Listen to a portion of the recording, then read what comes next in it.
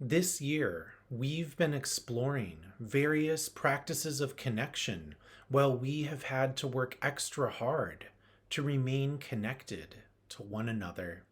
Religious practices or spiritual practices are all about connection, connection with one another, connection with the larger world, and connection with ultimate meaning, sometimes through concepts like God or gods, and sometimes through reflection on what it means to be human, to be alive, and to no longer be alive. We've explored practices such as charity or tithing, the work for justice, the practice of pilgrimage, and prayer or meditation. Today's service is all about a tool within such practices called ritual or rites of passage. Many of these other practices of connection contain ritual within them too. In fact, many of the things we might think of as the main pieces of religion itself are the rituals we practice. But ritual is not only done in religious contexts, it takes shape in all aspects of our life. Scholar Catherine Bell has this to say about the emergence of the term ritual in a modern context.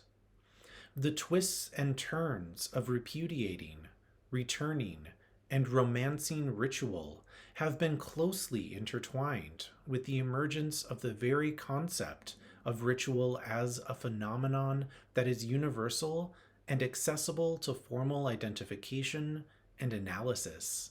The anthropologist Talal Asad argues that modern use of the term has very specific dates attached to it. The earliest editions of the Encyclopedia Britannica, put out between 1771 and 1852, defined ritual as a book directing the order and manner to be observed in performing divine service in a particular church, diocese, or the like. Similarly, the entries for rite indicated the particular manner of celebrating divine service in this or that country. For example, the Roman Rite or the Eastern Rite. After 1852, there were no entries for either term until 1910, by which time the meaning had clearly shifted. The brief paragraphs of the earlier editions were replaced by a long article with sections on magical elements, interpretation, change, and classification, as well as a bibliography noting the works of early theorists. For Assad, this shift is something quite new. Ritual is no longer a script for regulating practice, but a type of practice found in all religions and even outside religion, involving expressive symbols intrinsic to the sense of self and workings of society. So, in other words, ritual became something that we all do rather than a tightly prescribed area of religious life done by an ordained few. This expanded and universalized way of thinking about rites and rituals is embedded now in much of popular culture, as well as in our own religious tradition of Unitarian Universalism. Some of us grew up saying the Pledge of Allegiance to the American flag each morning in school, and we celebrate graduating from high school as well as other stages of education in most parts of the country. We have things like prom, which are in many ways a ritual both of coming of age and a precursor to our wedding rituals. There are rituals for moving into a new home, with a simple example being always buying a new broom when you move, or the fairly ubiquitous housewarming party. And there are things tied to religious tradition as well. In Jewish culture, one hangs a mezuzah containing scripture text at the entrance and in other spaces throughout the home within 30 days of moving in. In Unitarian Universalism, we have many rituals and rites of passage. There are the commonly observed moments of transition over the course of life, with the blessing of babies, coming of age during adolescence, bridging from high school, marriage, and memorializing or celebrating the lives of those we love when they die. We recognize babies and children during our dedication ceremonies with a rose with the thorns removed for their safety. We often recognize youth during coming of age with a rose with the thorns intact to symbolize that they are now able to navigate life's challenges.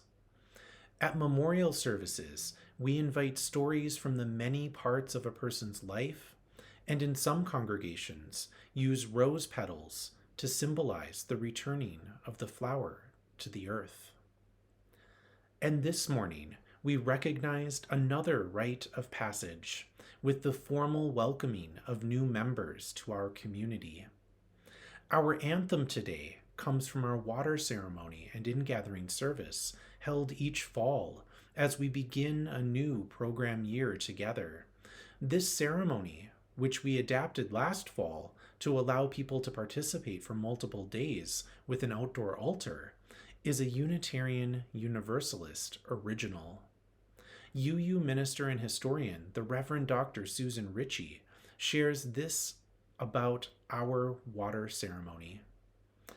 In 1980, two Unitarian Universalist women, Carolyn McDade and Lucille Shuck Longview, were asked to create a worship service for the Women and Religion Continental Convocation of Unitarian Universalists.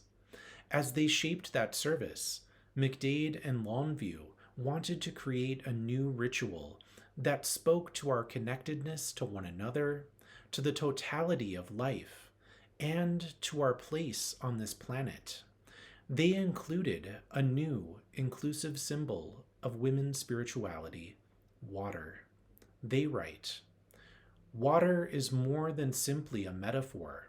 It is elemental and primary, calling forth feelings of awe and reverence, acknowledging that the ocean is considered by many to be the place from which all life on our planet came. It is the womb of life, and that amniotic waters surround each of us prenatally. We now realize that this worship service was for us a new story of creation. We chose water as our symbol of our empowerment." The November service, held in East Lansing, Michigan, was called Coming Home, Like Rivers to the Sea, as its creators, McDade and Longview, enacted their ritual in the liberating space of a semicircle around a large earthenware bowl. They asked 8 different women, each coming from distant places, to bring water, and they did. Water from the Rio Grande and Assiniboine rivers, rainwater from Maryland, water from the Pacific and Atlantic oceans, and others were poured into the earthenware bowl as each bearer described its significance. As the ritual is continued, Carolyn McDade says, "Water deepens in meaning for us, just as water deepens during its long and winding journey to the sea. So now, each fall, we adapt our own gathering of waters from many places into one, many tributaries coming home. And we use this community water, renewed each year, as holy water to bless our babies and hold our joys and sorrows each spring. As spring turns to summer, and as we shift to lighter summer programming, we recognize the flower communion described this way in 1961 by Reginald Zatoli. The Flower Communion service was created by Norbert Čapek, who founded the Unitarian Church in Czechoslovakia. He introduced this special service to that church on June 4th, 1923. For some time, he had felt the need for some symbolic ritual that would bind people more closely together. The format had to be one that would not alienate any who had forsaken other religious traditions. The traditional Christian communion service with bread and wine was unacceptable to members of his congregation because of their strong reaction against the Catholic faith. So he turned to the native beauty of their countryside for elements of a communion which would be genuine to them. This simple service was the result. It was such a success that it was held yearly just before the summer recess of the church. People were asked to bring a flower of their choice, either from their own gardens or from the field or roadside. When they arrived at church, a large vase was present and attended to by 2 youth from the church school. Each person was asked to place their own flower in the vase. This signified that it was by their own free will they joined with the others. The vase that contained all the flowers was a symbol of the united church fellowship. The young attendants helped with the arrangement of the bouquet. Later, they carried the vase up to the front of the auditorium and placed it on a table there. Dr. Čapek then said a prayer, after which he walked over and consecrated the flowers while the congregation stood. The 2 attendants then took the vase back out into the vestibule. After the service, as people left the church, they went to the vase and each took a flower from the vase other than the one that they had brought. The significance of the flower communion is that as no 2 flowers are alike, so no 2 people are alike. Yet each has a contribution to make. Together, the different flowers form a beautiful bouquet. Our communion bouquet would not be the same without the unique addition of each individual flower. And thus it is with our church community. It would not be the same without each and every one of us. Thus, this service is a statement of our community. By exchanging flowers, we show our willingness to walk together in our search for truth, disregarding all that might divide us. Each person takes home a flower brought by someone else, symbolizing our shared celebration in community. This communion of sharing is essential to a free people of a free religion. The flower communion was brought to the United States in 1940 and introduced to the members of our Cambridge, Massachusetts church by Dr. Čapek's wife, Maya V. Čapek. The Czech-born Maya had met Norbert Čapek in New York City while he was studying for his PhD, and it was at her urging that Norbert left the Baptist ministry and turned to Unitarianism. The Čapeks returned to Czechoslovakia in 1921 and established the dynamic liberal church in Prague. Maya Čapek was ordained in 1926. It was during her tour of the United States that she introduced the flower communion, which had been developed in the Prague church at the Unitarian Church in Cambridge. Unfortunately, Maya was not able to return to Prague due to the outbreak of World War II, and it was not until the war was over that Norbert Čapek's death in a Nazi concentration camp was revealed.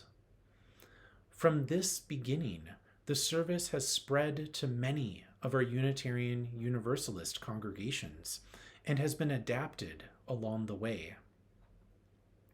We will mark our own flower communion this year on June 20th, and there will be ways for people to participate in the days leading up to Sunday, then during the service, and also after the service. As with the other practices of connection we have explored, I bring our attention to what rituals and rites are in order to encourage your own exploration. What are the ways in which you bring ritual into your daily life? How does ritual help in the transition from being outside to being inside our homes? Maybe it involves wearing masks, being sure to wash your hands, a particular place to put your keys. How does ritual help remind you about the communities and histories that are a part of you? Maybe you light your chalice at home when we light ours in the service. Maybe you have practices around certain holidays that are handed down from your parents. Maybe you have a space or spaces in your home devoted to ritual practice. How do you set up or get ready for Sunday morning services online each week? How do you get ready for bed each evening? What happens in your family to mark someone as an adult? Throughout our time of mostly virtual community, we have needed some extra reminders about how we belong to Bucksmont and perhaps how we are part of other communities too. I invite you to recognize those moments when you are betwixt and between, when you or those in your life are at transitional moments, and to know that ritual does not need to be complicated or flashy to help mark such occasions. May we each recognize the times in between. May we honor the tenderness of transition points in our lives. And may we be a circle of community to help hold each other as we each bridge from one place to another. So may it be.